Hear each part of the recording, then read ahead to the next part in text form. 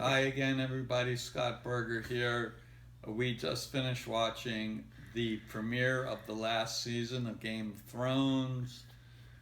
I just want to say I was impressed because there's so much pressure, and this is the last year of their finales and of their opening shows, that they use secondary characters, the ones we all love, the Hound, Brienne, Dany's not actually a secondary character, but she kind of is. She kind of fills out always would be the last shot of a lot of the shows because she's so bright and it brings a little light to things.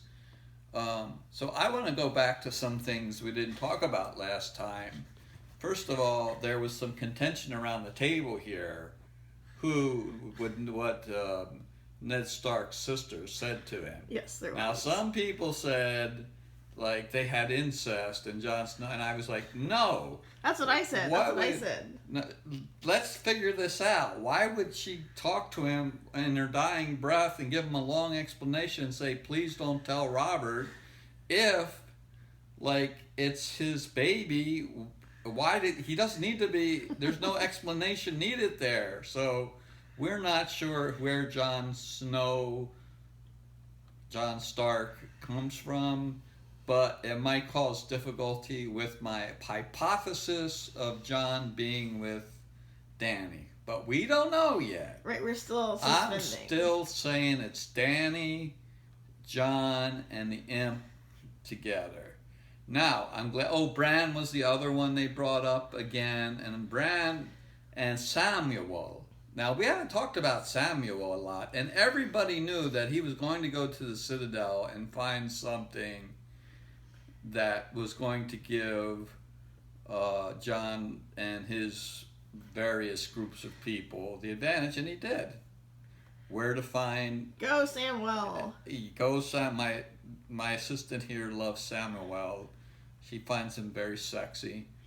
And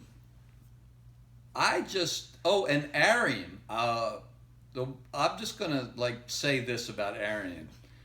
We've got to dumb down for her. How in the world did she learn how to cut faces so well?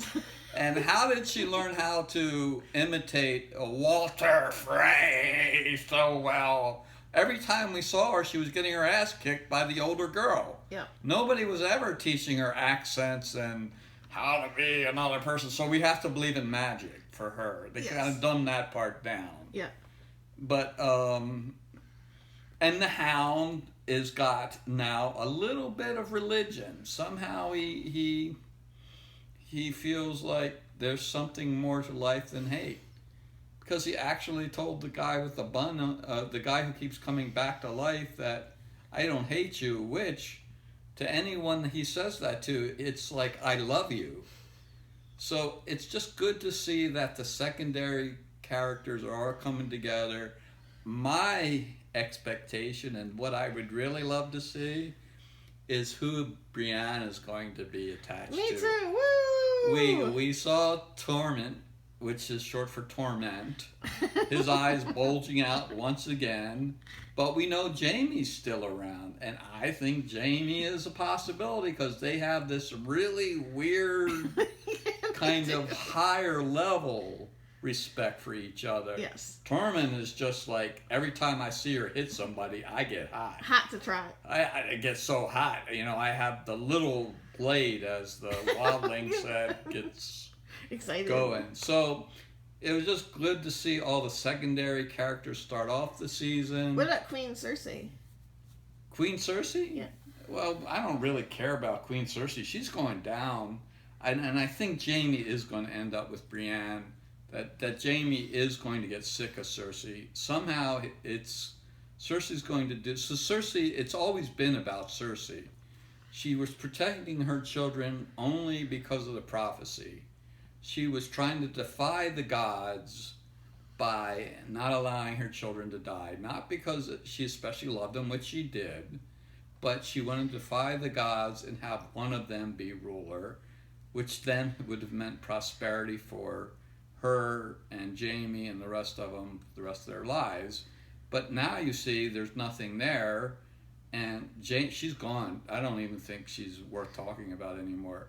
I think Jamie's the one who's going to, and the imp's going to have a responsibility at the end. So my last obvious point is, why doesn't anybody ever say, to get to this army, this voracious plague of dead people coming down from the north, all you have to do is kill the king. You kill the king, Yeah, that's a you good chop point. off the head. Yeah, nobody says Ever thinks of that. Just kill the king. He's got Yeah. blue eyes. You can't miss him. He's like the nerve center. He's the nerve center. He's like the Death Star. You know, when you blew up the Death Excellent Star, point. all of those little robots on Star Wars died. Yeah. You kill the king, and then everybody probably just falls over, even the dead giants. Yeah. So I don't know why no one thinks of, like, we don't have to just find a way to kill the king. Everybody focus on the king. Yeah, yeah. He's really easy to see. He has piercing blue eyes. You can't miss him. He's the only one with blue eyes. So anyway, that kind of bothers me, why no one's figured that part out, but we'll let it go and we'll see what happens in episode 2 of season 7. 7. Nice job. Nice job. Bye. Guys. Bye. Thank you. Commentary.